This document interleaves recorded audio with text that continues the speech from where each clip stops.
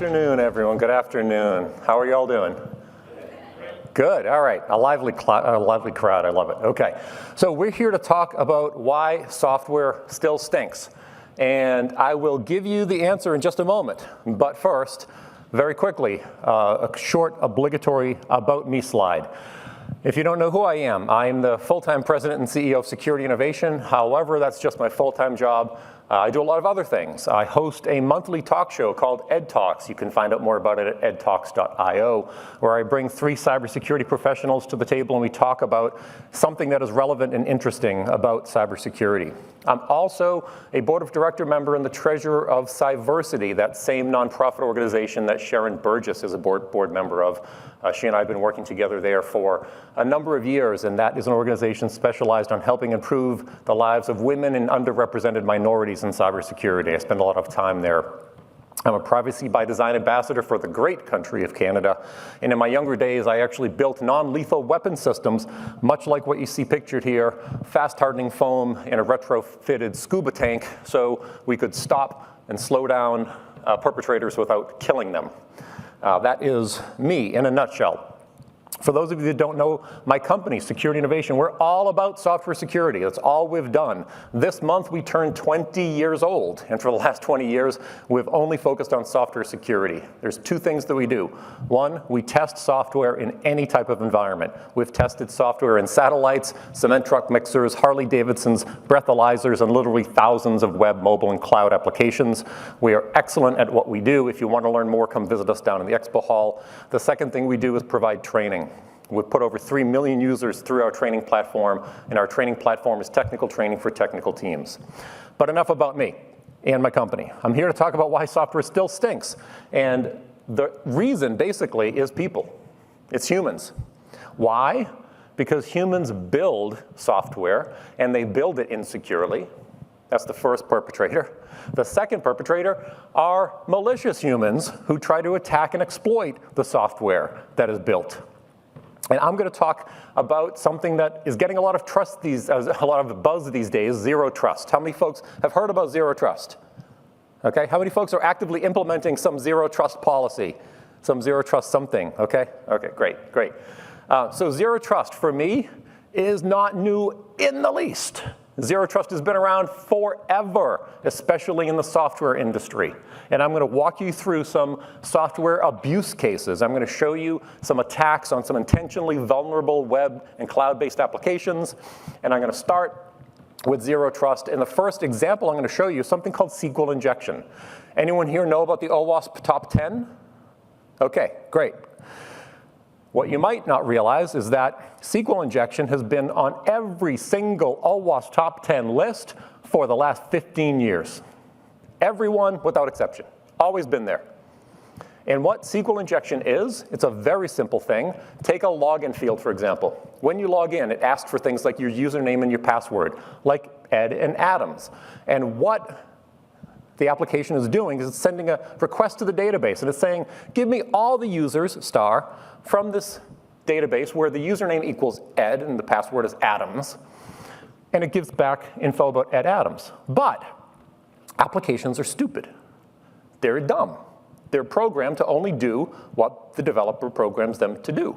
So what if humans, who are not dumb, give that application something that is a bit more malicious?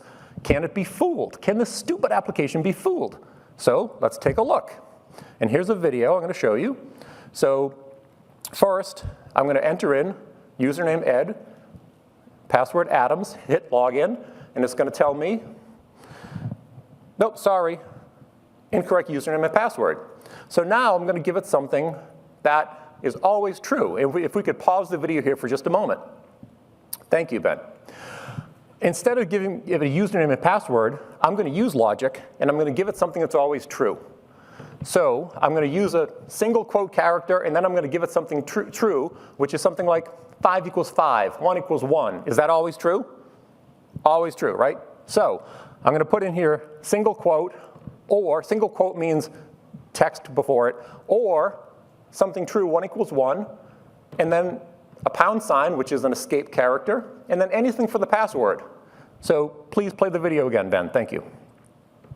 So you can see it in the login field, single quote or 1 equals 1, £, anything for password, hit that login, and what you see is boom. Now, I'm actually playing a game here. I'm playing a game called Command and Control Shadow Bank. I scored 200 points because I was able to bypass SQL injection. And I got into this account. That is a violation of zero trust. Why? Because you're trusting the user input. I used something like a single quote, which you can't have on an exclude list because many Irish people would be very upset. You can't have a single quote on an exclude list. But I used logic, and I fed the application something that it not necessarily wasn't expecting, but had to process. 1 equals 1 is always true. And I got in. That's just an example of SQL injection, which has been around forever, and it's a violation of zero trust. Something else that's been around for a long time called cross-site scripting. Now, I mentioned apps are dumb. They execute what they're told to execute. And I also mentioned humans, they're not dumb, and they're also not so nice. So I just gave that dumb application a SQL command, something that was always true, 1 equals 1. But what if I were more malicious? What if I fed that some executable code? It couldn't possibly execute code, right? Just from the login field. Well, let's see. See if this dumb app can be fooled again. Same shadow bank, same login. I'm entering Ed, Adams, and it says, nope, sorry, incorrect username and password. But look at the URL, look at the address bar. It reflects that message back, sorry, incorrect username and password. Well, what if I put my own message in there like PCI 2022 and then hit return? Well, look what shows up. PCI 2022 shows up in Shadow Bank.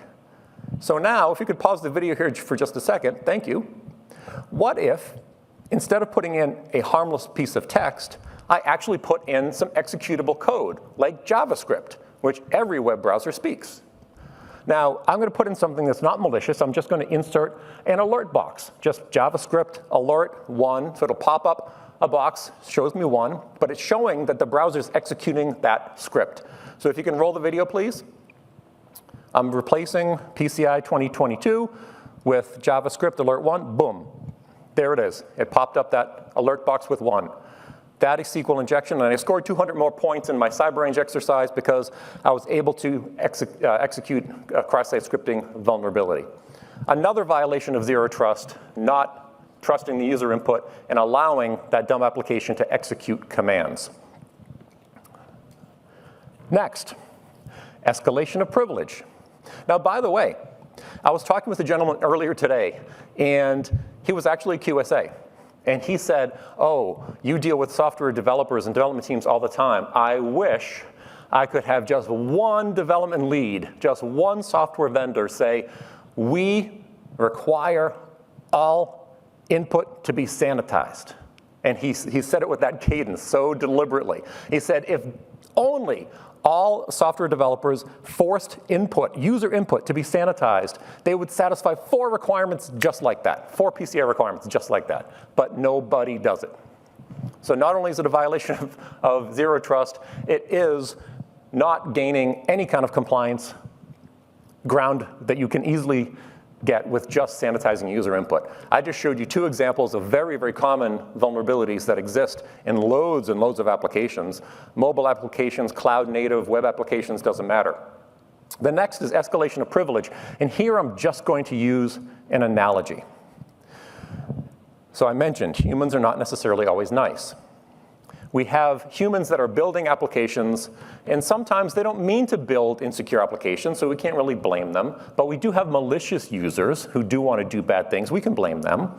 Some people want to put their end users, their customers, in that latter group. I don't subscribe to that, but some humans want to do nasty things. So for example, I want in this beautiful, beautiful looking house on the left, and I can't get in there. But I can get into the shed that's in the backyard. Well, think about that shed as your 30-day cashback marketing application that you spun up. And who wrote that application? Did you outsource it? What confidence do you have in their ability to create that application securely? Did you configure it securely? Did you take it down after 30 days? Is it still up there? Is it part of Shadow IT? This is what attackers look for. They look for low-risk applications, like this shed.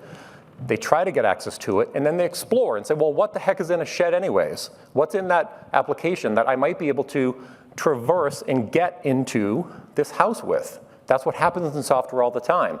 An attacker will exploit that marketing application and then use that to get access to another more valuable application. For example, years ago, many of you are familiar with the Target breach. The attacker got in through what? The HVAC system, right? That's your shed. Then they traversed to the part of the network that had the credit card information and extracted all of that. So what's in a house? Well, TVs, computers, electronics, money. And that's only if I'm looking to steal stuff, not harm anybody. And then what's in a shed? Well, ladders, bolt cutters, maybe a spare key, drills and saws, all sorts of stuff I can use to get into a house. This is called escalation of privilege, and that's exactly what happened with Target. That is exactly what happened with a lot of applications. And you know the one thing that you can do to help prevent against this? Someone, anyone, shout it out? Network segmentation. Take those cashback apps from marketing, put them on a different part of your network, then the more valuable pieces are. Network segmentation, everyone does proper network segmentation, right? Everybody? Everybody, yeah, of course, right. So I want to start in the shed and get to there. That's escalation of privilege. Okay, now I say time permitting because I've got more web applications to abuse, and I'm probably going to show just 2 of these. And I'll start with parameter tampering. Parameter tampering, it's a little bit similar to cross-site scripting, except you don't have to be nearly as sophisticated. So we're still talking about zero trust here. So I'm going to show you an example about parameter tampering. So here's our next video. So I got into this application, and just pause the video right there for a second. It doesn't matter how I got into the application. I could be legit, or I could be not legit. Let's just say I'm legit. I am the shadow. I'm in this application. And it's showing me recent transfers for account number 8324768. But again, look what this software team did. They put that same account number in that address bar again, in the URL, instead of doing things like using encryption or hashing to put something that can't be completely manipulated. They actually put that account number in there. This happens all the time. By the way, these attacks I'm showing you are attacks that we at Security Innovation find every single day in the field. And we've been doing it for 20 years. I'm not giving away any secrets. I'm not telling you anything that most folks in the know don't know about. This stuff is real. I'm making it super simple intentionally, but believe me, it's real. It happens. So with parameter tampering, all you do is you change the parameter, in this case the account number, in the URL bar to something else. See if you can get access. So let's see what happens in Shadowbank. Oh, sorry, Ben. Could you roll that video again?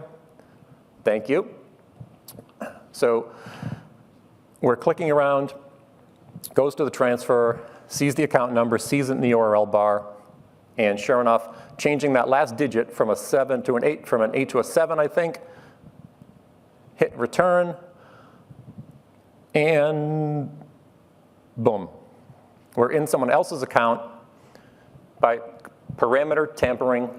And again, I'm just playing a game. I'm playing this CyberRain Shadowbank game, but I've now got access to someone else's account just by changing that parameter. And a lot of times parameters aren't things as obvious as account numbers. They are things that can be manipulated. So we've talked about SQL injection. We've talked about cross-site scripting. We've talked about escalation of privilege. We've now talked about parameter tampering. All of these are typically built into an application by a software team that you might outsource to, you might have in-house. Now I want to talk about the deployment environment, because applications don't exist in isolation, and they haven't for a long time. Think about Microsoft Word. I was talking to a lovely lady downstairs who was bemoaning the fact that her WordPerfect was replaced by Microsoft Word years ago because WordPerfect worked so wonderfully, and she really despises Microsoft Office. But applications don't exist in isolation. Microsoft Office operates on an operating system like Windows or Mac or something like that. And a lot of our applications today exist in the cloud. Well, the cloud, it's a wonderful thing. AWS, GCP, Azure, they give you hundreds and sometimes thousands of microservices and APIs that you can use to scale up your application. You deploy it into the cloud, but you need to configure all of those microservices, all of those APIs, all of the data stores like the S3 buckets in AWS. You have to configure them properly to make it secure. Just because you are taking an application and putting it in the cloud doesn't make it secure, and it's not the cloud service provider's responsibility. It's still your responsibility and your data. And the number one security flaw in cloud today is cloud misconfigurations. Even for applications that are built in-house and then deployed on the cloud, it's cloud misconfigurations. Because you might be using an Amazon S3 bucket and you don't encrypt it. So all that data is freely available, like what happened in the US with the Republican National Convention a few years ago. Every single Republican that was part of the RNC had their contact information available. Just because they didn't secure that S3 bucket. It's a cloud service. So I'm going to show you an example here. And you're going to see a picture. And I'll go to the next video. Can you just pause the video right there, Ben, before you go? Thank you. OK, so you can check out this video online. This guy's a professional lockpicker. Now look at this. It's a brick wall. Brick walls are solid. It's a metal door. Metal doors are really tough to get through. That looks like a pretty sophisticated lock, too, right? You've got to punch numbers in there. It looks really sophisticated. But the installer, the configurer of this door made one flaw. What did they do? They put the hinges on the wrong side. So look. Boom. Do that 2 more times and you take the door off. This is what happens in cloud applications all the time. You build a really secure application. You build a metal door. You install it in a brick wall. And then you deploy it in the cloud and you put the darn hinges on the wrong side of the door. That's what a cloud misconfiguration vulnerability is like. It's a web application firewall that you think is protecting you from those SQL injection vulnerabilities that I showed you, but it's misconfigured. It's misconfigured and it's not doing anything. Or even worse, it's blocking all traffic.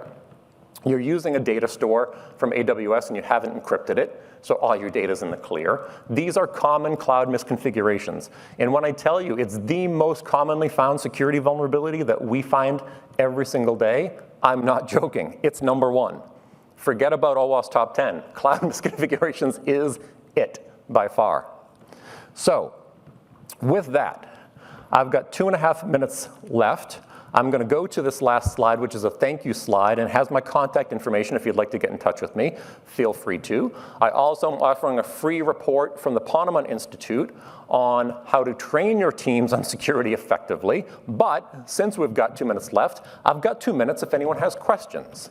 Anyone have questions, comments, contributions? It's bright up here, so I can't really see. No, I've stunned you into amazement. Fantastic. All right, well, with that, I don't have anything else to share with you. Hopefully you were able to take something away from this and learn.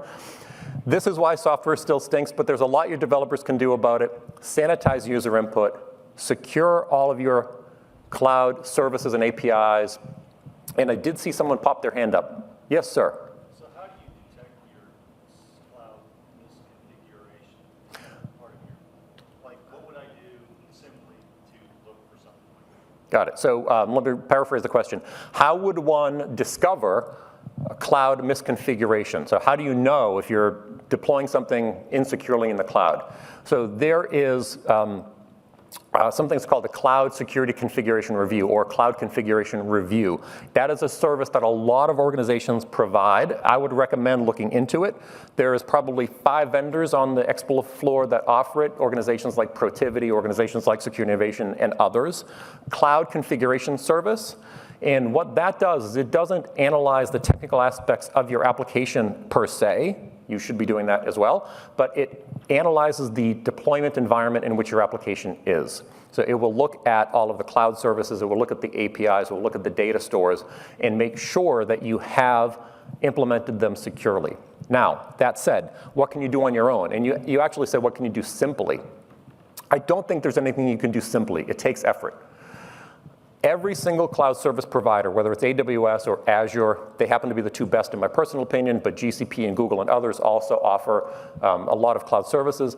They will offer secure configuration review guides. So look for them, find them, and use them, because they give you all the answers, basically.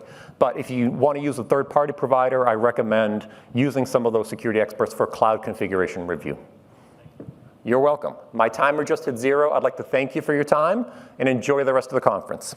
Bye.